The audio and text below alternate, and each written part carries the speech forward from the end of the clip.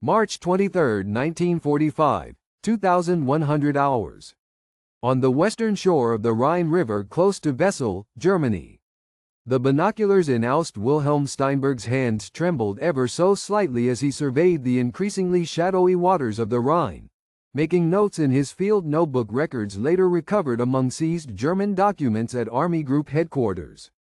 The Americans have arrived at our revered river, but they are unable to pass over it. No force has ever breached the Rhine in the face of resolute German opposition without the use of bridges. In the growing twilight, he had just witnessed a scene that affirmed 3 years of Wehrmacht defensive training. The glare of artillery bursts lit up the western bank. Thousands of artillery pieces were getting ready for what the German High Command anticipated would follow an established pattern of river assaults. Days spent in preparation, stationary bridging operations, and easily targeted crossing sites that their 88mm cannons could methodically eliminate. The Rhine had shielded Germany for 2,000 years. Despite the Third Reich collapsing from both the east and west, military engineers continued to reassure senior officers that the river's 1,300-foot span and rapid current made an unassisted crossing impossible without prolonged engineering work. 2,000 soldiers from the 51st Highland Division's 7th Battalion, Black Watch, got ready to enter the river. Not in exposed assault boats that would traverse under heavy fire, nor did they depend on engineers to assemble pontoon bridges while shells rained down, but instead using vehicles which German intelligence had disastrously failed to accurately evaluate. The peculiar truck boats labeled DUKW had been seen in Normandy and Italy, but Wehrmacht analysts had disregarded these as niche landing craft suitable only for beach assaults and inconsequential for river crossings. The logistics behind the Rhine's protection would soon be upended not through superior weaponry or sheer numerical force but because of American industrial creativity, which the German forces never foresaw being utilized against their final natural barrier.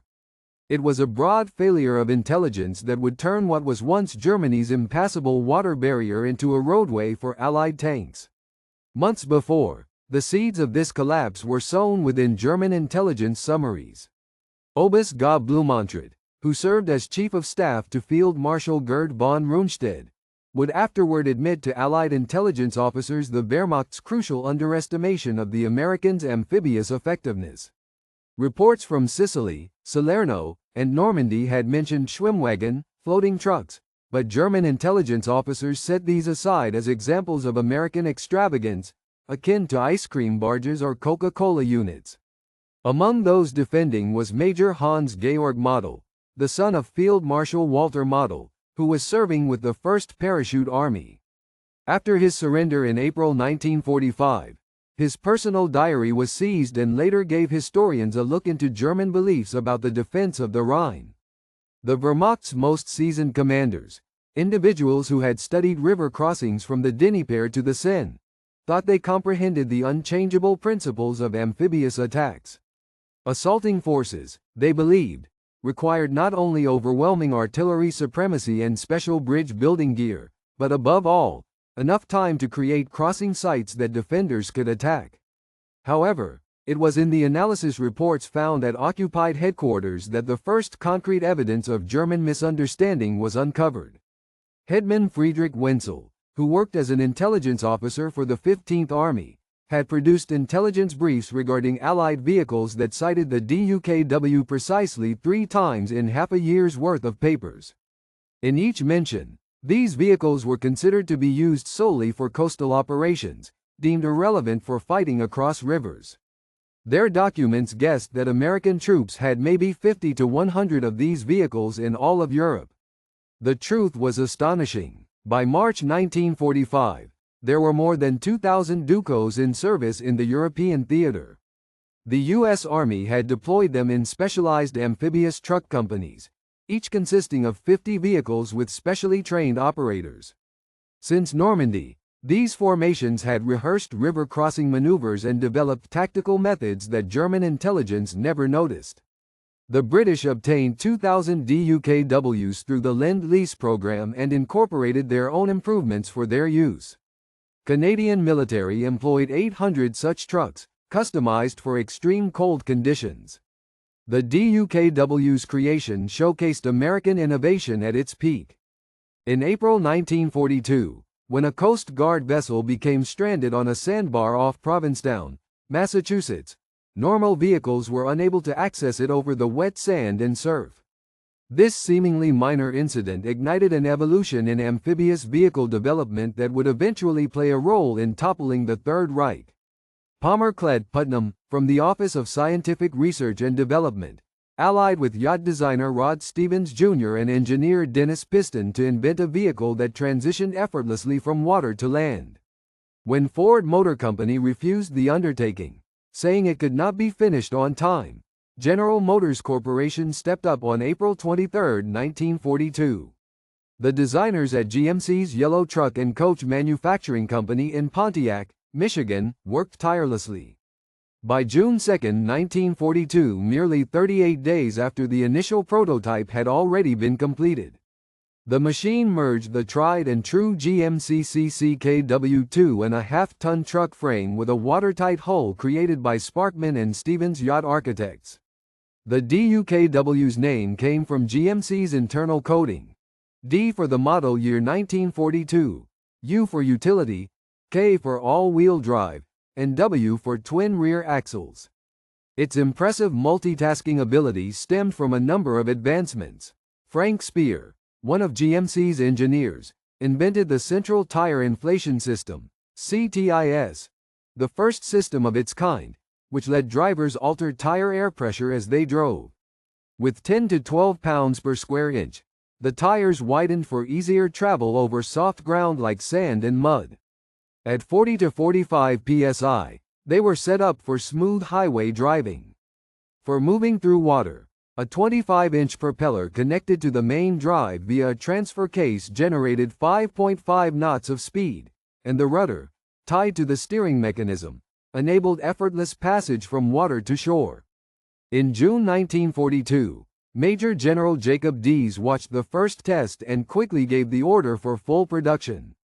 The first manufacturing order requested 2,000 vehicles.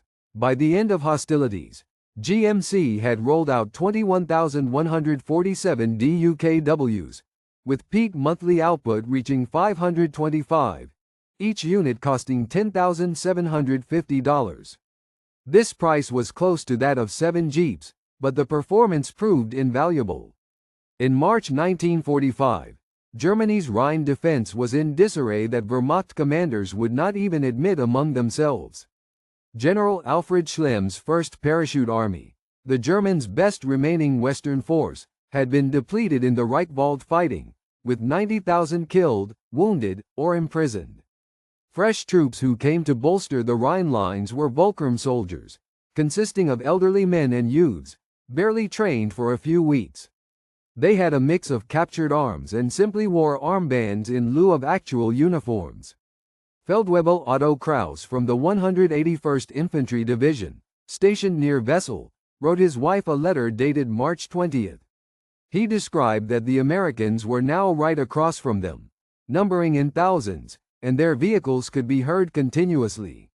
He felt protected by the Rhine, noting that even Napoleon could not force a crossing under fire. Their engineers had blown every bridge and mapped every probable crossing for artillery strikes. On paper, the defensive works seemed impressive. Beginning in September 1944, upward of 200,000 civilian workers were forcibly drafted to enhance the West Wall and to prolong it towards the Rhine. They built or fortified 3,000 concrete gun emplacements and bunkers.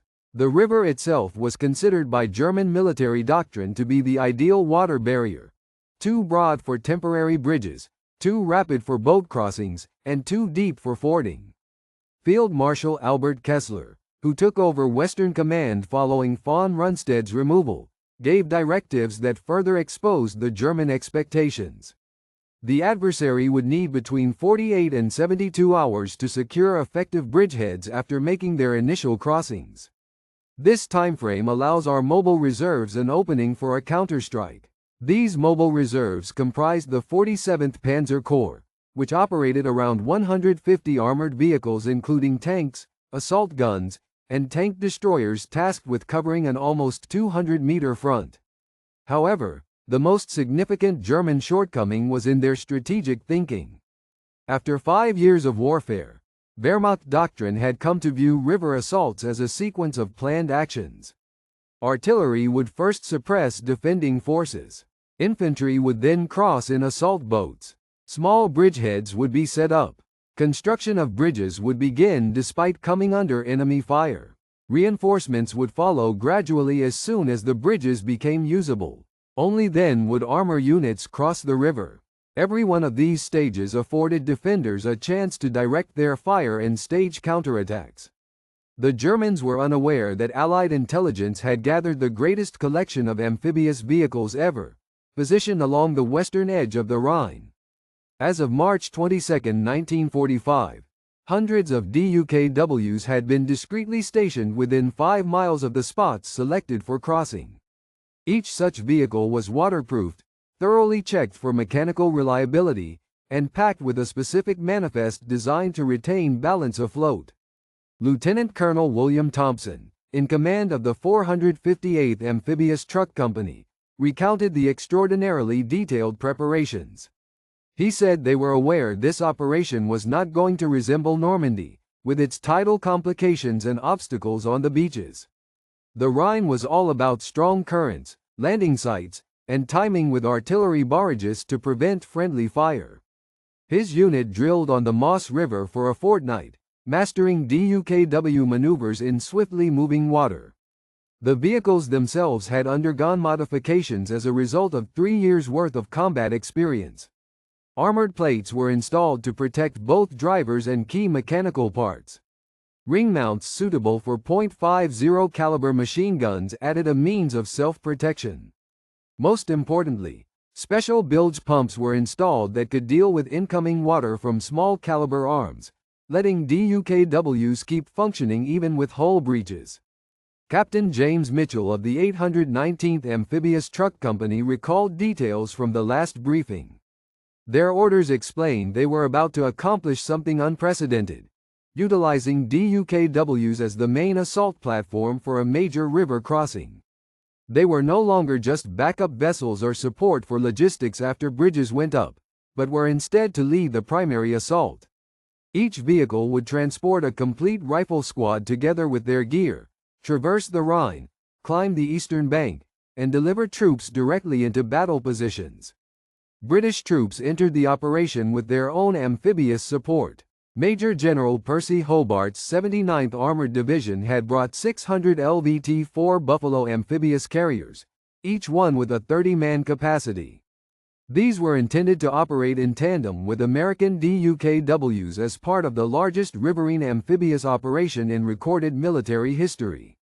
Yet, it would be the DUKW's seamless transition between water and land that most confounded German expectations. At 1700 on March 23, 1945, the largest artillery barrage of the Rhine battles started. More than 4,000 Allied artillery pieces, from 25-pounders up to 240mm howitzers, unleashed a shelling that lasted 4 hours and made the sky seem like a solid curtain of steel and detonations. German spotters said the eastern shores looked as though they were boiling from the immense number of shells landing each minute. Gefreiter Heinrich Müller, who manned a lookout near Wessel, tried to tally the gunflashes from across the river. He stopped counting at 500. For him, it might as well have been a single ribbon of flame stretching as far north and south as the eye could see. The din was indescribable, not a series of explosions but one relentless roar obliterating all thought. Benefiting from the artillery cover and the night, the first DUKWs entered the Rhine at 2,100. The 51st Highland Division spearheaded the attack, with the 7th Battalion, Black Watch, riding in DUKWs driven by Americans. Every DUKW carried a dozen fully outfitted soldiers along with a 2-man crew. Lights for navigation, masked to show only from the rear, indicated both entry and landing areas on either bank. Sergeant Robert McPhersonson, part of the Black Watch, provided an account of traversing the river. They drove onto the riverbank and abruptly found themselves afloat. The American operator simply advanced as if driving on solid ground, only this time water surged past, the engine roared, and incoming German shells struck nearby waters, all obscured by smoke and darkness. The current, at 8 to 10 knots in the main channel, was fiercer than foreseen. DUKWs departed upstream from their intended landing zones, with drivers compensating for drift as though piloting planes through crosswinds. Some ended up several hundred yards downstream of their destinations, but since they could climb virtually any inclined bank, exiting the river could be accomplished at various points. By 2200, the leading assault wave had completed its river crossing. The German defenders, awaiting the drumbeat of assault boats returning for follow-up attacks, heard only the thunder of continued artillery. The DUKWs had scaled the eastern riverbank, melting away into darkness, with their passengers already fighting from unanticipated positions. At daybreak on March 24, German headquarters started to receive inexplicable field reports. Enemy formations, equipped with heavy weaponry and ammunition, were appearing multiple miles behind the predicted crossing zones, in battalion-sized clusters. Rather than the anticipated slow buildup of bridgeheads, Allied soldiers seemed to be omnipresent. Hauptmann Karl Reichelt, who commanded an 88mm gun battery covering the recrossing, radioed his division command. "Enemy armor is behind us." "Repeat, enemy armor is behind our position." "How did they get across?" "All bridges are destroyed. We have seen no pontoon construction." In fact, what Reichelt's unit faced were not tanks, but DUKWs hauling infantry armaments, mortars, machine guns, and anti-tank guns that had driven directly from the Rhine up to 3 miles into enemy territory. Thanks to their amphibious properties, the vehicles were able to circumvent German defensive positions meant to cover the most obvious access routes away from the riverbank. The full magnitude of the undertaking became visible as the morning mist cleared. Hundreds of DUKWs moved back and forth across the Rhine in a constant flow. Unlike assault craft, which demanded engineering teams and could only cross at prepared points at right angles to the river, DUKWs could enter and leave the water wherever the banks made it feasible. German artillery spotters reported the trucks swimming over the Rhine at numerous points along a 22-mile front. Major Wilhelm Hoffmann, with the 185th Division as operations officer, noted in his diary, "The enemy has deployed a type of amphibious vehicle in numbers we never anticipated. Our defensive plan assumed 6 to 8 crossing points we could target with concentrated fire. Instead, they are crossing everywhere. Our guns cannot engage so many targets simultaneously." The British Second Army's traverse at Wesel used a formidable mix of DUKWs and Buffalo LVTs. The 15th Scottish Division utilized Buffaloes, while the DUKWs transported heavy weaponry and munitions. By 0800, despite tough opposition from the 1st Parachute Army, 3 entire divisions, complete with all of their equipment, had crossed the Rhine. At 10 a.m. on March 24, the roar of engines overhead added another layer to the chaos. Operation Varsity, which would become the largest airborne mission in a single day, began as a huge aerial force appeared above the Rhine. The operation consisted of more than 1,700 transport planes and in excess of 1,350 gliders, collectively bearing 16,000 airborne and glider troops. This was not the piecemeal paratrooper drop anticipated in German doctrine, but rather a concerted strike to complement the amphibious attack. Oberstfreiter Franz Weber from the 84th Infantry Division was stationed near Hamminkeln, where he witnessed the spectacle. The sky grew dark with aircraft. Parachutes blossomed everywhere, countless thousands. They figured this must be the main assault, with the river crossings serving as diversions. Then they learned that the Americans, using their amphibious vehicles, were already 10 kilometers to their rear. The airborne troops, consisting of the U.S. 17th Airborne Division and the British 6th Airborne Division, arrived within range of the Rhine crossings for artillery, an event German leaders did not foresee. Earlier airborne missions had dropped paratroopers far behind enemy lines to function on their own. In this operation, however, they landed a mere 6 miles from the river, giving direct support to the amphibious troops. The effectiveness of the operation was greatly enhanced by the cooperation between airborne and amphibious units. DUKWs loaded with ammunition and medical supplies moved straight to the airborne positions that, in earlier actions, would have needed aerial resupply or a rendezvous with ground elements. Several days afterward, wounded paratroopers were transported back to the Western Bank in returning DUKWs, a feat not possible in standard airborne missions. Private First Class Donald Burgett of the 17th Airborne later recounted, "We were engaged in combat for this crossroads when these odd-looking amphibious trucks rolled up. There was no splashing, no getting stuck. They simply came out of the forest like ordinary trucks, only we realized they had just traversed the Rhine. The chief shouted, 'Does anyone need ammunition?' We thought we were imagining things." By midday on March 24, German commanders fully realized the significance of the DUKW-led assault. This was more than simply a new method of traversing rivers. It represented a wholesale transformation in amphibious logistics that rendered all their defensive strategies obsolete. Traditional procedures for river crossings involved several consecutive stages: the assault, consolidating a bridgehead, building a bridge, and then organizing supply lines. Each action was exposed to potential counterattack. Once constructed, bridges became essential choke points and ideal targets for artillery and airstrikes. The use of DUKWs removed these weak spots. Lieutenant Colonel George Sims, responsible for logistics in the 16th Corps, developed what he referred to as Duke corridors over the Rhine. Vehicles, packed on the western bank with ammunition, rations, medical gear, and fuel, simply entered the river, crossed over, and delivered straight to the fighting units. There was no need for unloading at the river's edge, transferring loads between vehicles, or awaiting the construction of bridges.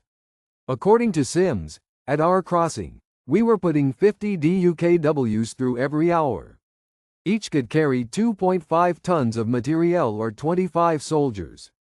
This totaled 125 tons of supplies, or 1,250 troops every hour, non-stop.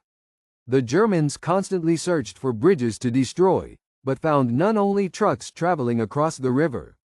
The effect on German troops' morale was shattering. Feldwebel Hermann Gutz of the 2nd Parachute Regiment noted in his journal, "They possess endless swimming vehicles.